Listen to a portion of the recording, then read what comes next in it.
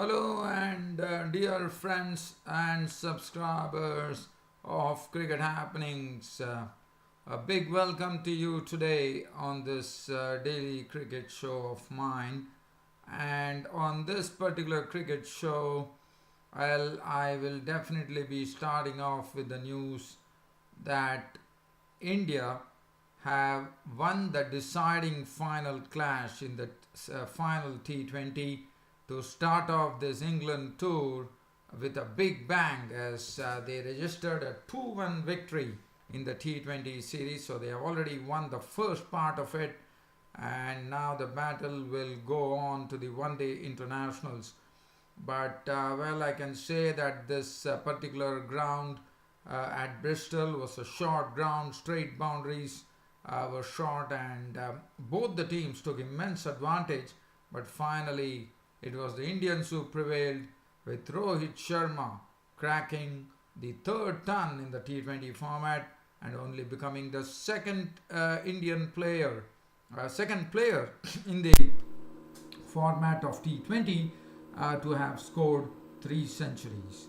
So we will talk about that, and also Pakistan have taken the Tri-Series title in Zimbabwe today when they beat the Aussies after it was all about Fakhar Zaman. As I said yesterday, that he was the nemesis for in this Tri-Series, and he continued to make waves, and he played a blistering innings of 91 runs, which really reminded one of his knock which he played against India, or I think it was against India if I'm not wrong, in the semi-finals.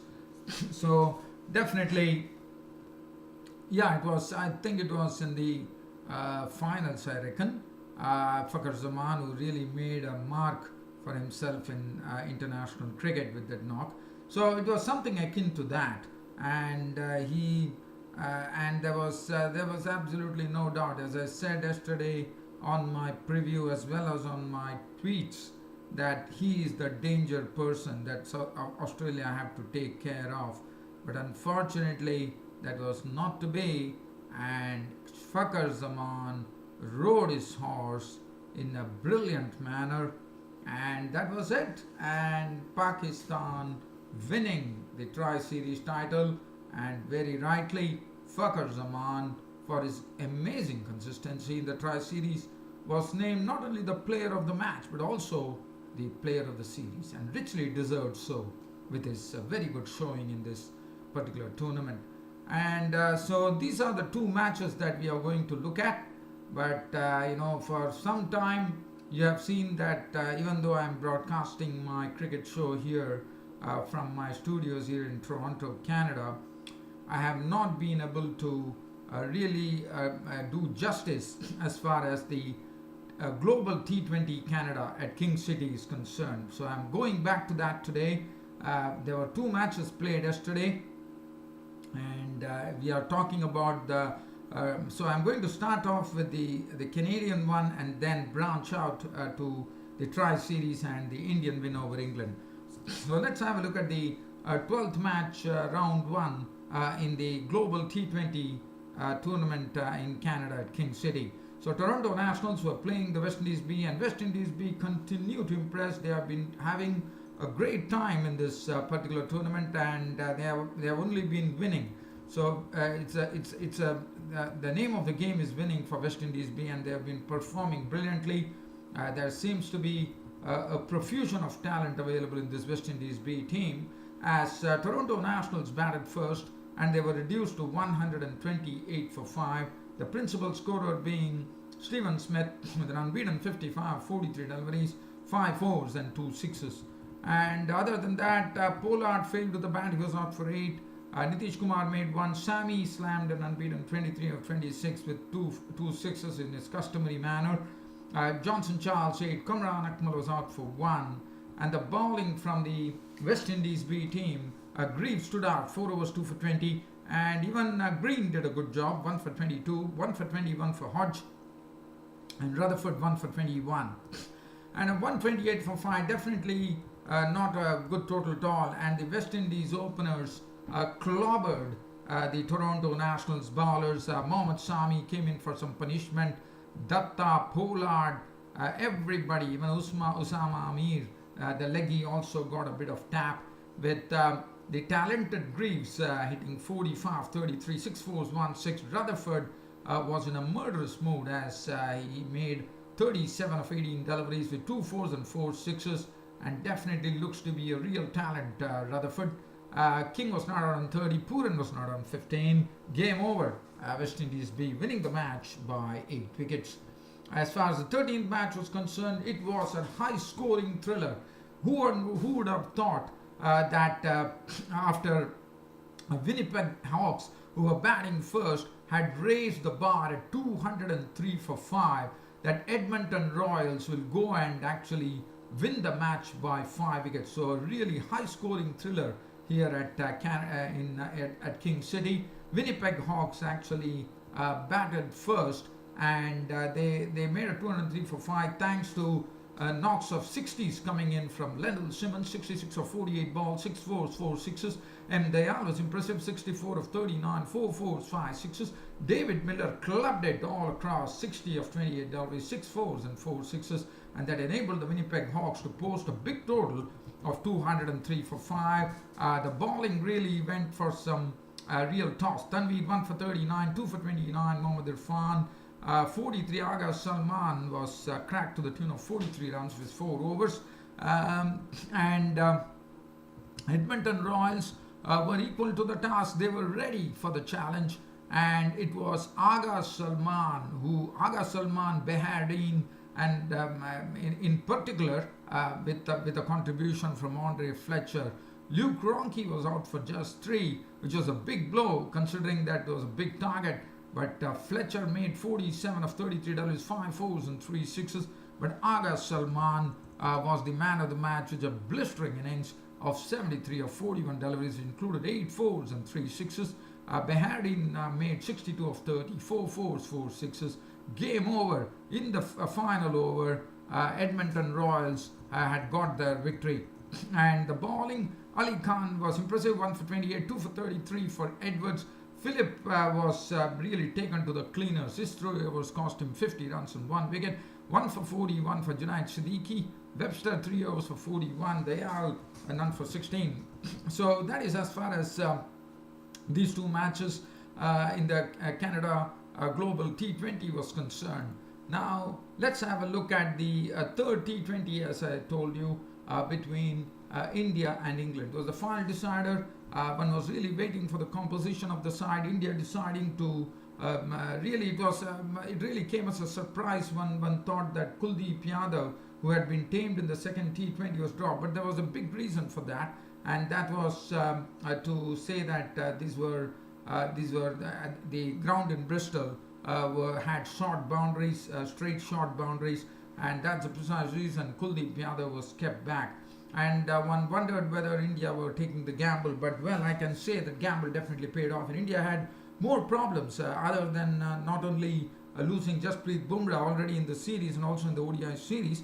They also lost the services of Bhuvneshwar Kumar, and that was a big problem for India. So despite that, India has to be credited for getting this win by 7 wickets to take the T20 series 2-1. One thing that I would like to say is that as far as India was concerned, they decided to bring the rookie Deepak Chahar, who swings the ball both ways, to make his T20 debut, and they also brought in one more player because and they brought in Siddharth Kaul, who did well in the IPL, giving him an opportunity as well. So basically Deepak Chahar was making his debut, but Siddharth Kaul has definitely played one match, so it was not making his debut. But let me tell you, and the one good thing was that the rub of the green going India's way, and that enabled India. So that was a very good toss to win for India. And Indian skipper Virat Kohli, knowing that he would have a target to chase, decided that the Englishman would bat first. And I have to say, the English openers, Jason Roy and Josh Butler, were off to a whirlwind start. Josh Butler started it off by spanking some boundaries, but Jason Roy decided that he will go aerial, and he smashed 7 sixes. As I said, they were all targeting. They all knew that the short boundaries were on the straighter side, and definitely Deepak Chahar did not start off well on his debut. He was cracked all across the ground. Umesh Yadav, and nobody could really do anything of note, barring Hardik Pandya, who came in and adjusted his line very well. But as I said, the England openers got off to a whirlwind start, having 72 runs, and that was the best power play partnership for England in T20s. And not only that, Jason Roy hit the maximum number of sixes by England in T20, which is 7 sixes, and they were all spanking stuff from Jason Roy. And suddenly, the scoreboard for England was absolutely booming, as 94 runs were added in 7.5 overs. So basically, if you look at it, it is 47 deliveries and 94 on the board. The contribution coming from Butler was 34. In fact, he wanted to call into the crowd on the onside, but instead lost his stumps. He was bowled by Call for 34 of 21, 7 4s. Jason Roy kept going and happened to be the maiden T20 victim for Deepak Chahar, as Jason Roy was caught behind by Dhoni for 67 of 31 deliveries, 4 4s and 7 6s. Mahendra Singh Dhoni going on to pick up 5 scalps behind the stumps, creating a record as far as T20 cricket was concerned, as he became the first wicket keeper in T20 format to have taken 5 catches in an innings in T20. And Butler made 34. After that, Alex Hales made 30 of 24 balls, 3 4s and 2 6s, and that was the time Hardik Pandya was the one who really pushed England onto the back foot by picking up the wickets. He slowed down his deliveries, and he also did a sort of a tweaks on the delivery. Basically, he was trying to get to some different bowling combinations. He did that, and that resulted in wickets. With Alex Hales out for 30, Morgan was out, was beaten by the pace, one could say. Caught Dhoni bowled Pandya for 6 of 9 deliveries. Ben Stokes, who came in today in place of Joe Root, who was dropped today, but Ben Stokes could make only 14 of 10 balls. He was also a victim of Pandya, and then Pandya also took the victim of Jonathan Barristow, out for 25, 14 deliveries, 2 4s and 2 6s, and that was the time. So one definitely thought at one stage that England will definitely pass the 200 mark, but unfortunately that was not to be. Willie 1, Jordan 3, Plunkett 9. It was Siddharth Kaul got his 2 wickets as well, and England posted a total of 198 for 9. And on this particular ground, it was a very good score. Chahar 1 for 43 on his T20 debut. Umesh Yadav 1 for 48. Siddharth Kaul 2 for 35. 4 for 38. Hardik Pandya getting his personal best figures in T20 cricket. 4 overs, no maidens, 4 for 38. Chahar 4 overs, no maiden, none for 30. India, given 199, they lost Fakhar Zaman early to the bowling of Willie for 5, and KL Rahul clubbed 19 of 10 balls, 1 4 and 2 6s, also departed the bowling of Ball, but Rohit Sharma was really turning it on, and he turned it on to such an extent that he was there with Virat Kohli. Virat Kohli hit a few good shots, making 43 of 29, 2 4s and 2 6s, a brilliant catch taken by I thought the catch that Jordan took of the bowling of Ball to actually see KL Rahul's back was a brilliant one, and Jordan is an athletic fielder, one knows about that. He took the wicket of Kohli as well, but and India decided when Kohli left, the score was 151. There were still 40 odd runs still to get, and they decided that Hardik Pandya will be promoted in the batting order ahead of Raina and Dhoni. And that was the best move, I thought, and Hardik Pandya made it clear that he was here to finish off the match for India. That's what he precisely did. He clubbing 6s over long on and over the long off region of the bowling of Willie and Ball, and Rohit Sharma went on to his third T20 century, and Hardik Pandya finished it off by clubbing the ball for a 6. It was all over. India had won the T20 series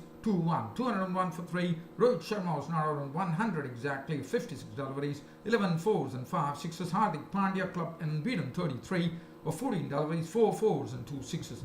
The bowling, if you look at it, Willie had 1 for 37. Ball had 1 for 39 of 3. Jordan 3.4 overs, no made 1 for 40. Plunkett was clobbered today, 3 overs, none for 42. Ben Stokes 2 overs for 11. Adil Rashid 4 overs, 1 for 32. And Rohit Sharma took away the man of the match and the man of the series award for his brilliant batting here. And also it was good to see Rohit Sharma getting into some good form ahead of the ODI series. As far as the other match was concerned, the tri-series final in Zimbabwe between Australia and Pakistan. Australia were the ones who actually batted first, and the good thing that happened for Australia was that their openers took them off to a blazing start. Especially DRC shot today was middling the ball absolutely beautifully. At the other end, Aaron Finch was also doing a good job, and both started pinging the boundaries. With 95 runs added in 9.5 overs, and that was a good start for them. The Pakistani bowling was wilting under the pressure there, and it was a very good start. So DRC shot finished up with 76 of 53 deliveries, 7 fours and 4 sixes, and Aaron Finch made 47 of 27, 2 fours and 3 sixes. But unfortunately, the early initiative taken by DRC shot and Finch could not be carried forward by the Aussies, as they lost 8 wickets for 88 runs to definitely finish on a below par score of 183 for 8. They definitely, with the partnership that they had of the opening on the opening side, one would have expected the Aussies to actually move past the 200 mark. Unfortunately, that was not so. There was a collapse. Shadab Khan getting into the wickets column. Mohammad Amir at the death.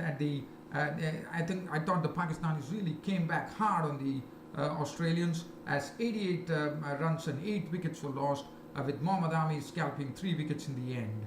Finch was out for 47. Maxwell was out for just 5 runs. Stoinis made 12. Travis had 19. Alex Carey 2. Ashton Agar 7. Wildermuth not out on 1. Ty Knott and Jagdish Schützen not out on 6. The bowling, Mohammad Amir 4 overs, no made in 3 for 33, bowled brilliantly. Fahim Ashraf 4 overs, 1 for 38. Hassan Ali 4 overs, 1 for 38.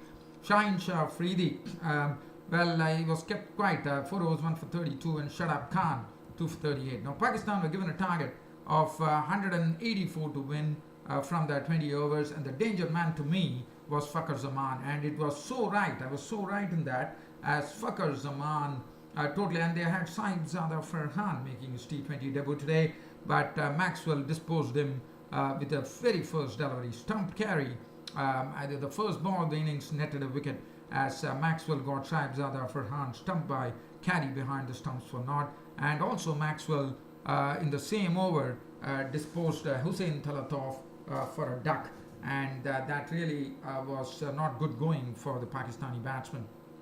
But Fakhar Zaman was there at the centre. He was joined by Sarfraz Ahmed, and they decided that attack is the best form of defence, and they decided to put Maxwell out of the attack by hitting him for a few boundaries and sixes. And as the score started really showing a bit of a tempo there, as 47 runs, the score was pushed on to 47, and Sarfraz Ahmed did it in his own way before being run out for 28 of 19, that is 4 fours and 1 6. And then Fakhar Zaman got the company of the experienced Shoaib Malik at the centre. But Fakhar Zaman was brilliant. He was playing a blistering innings, and he was striking the ball very hard. He's a real eye player, Fakhar Zaman, and he has been in some prolific form in this tri series.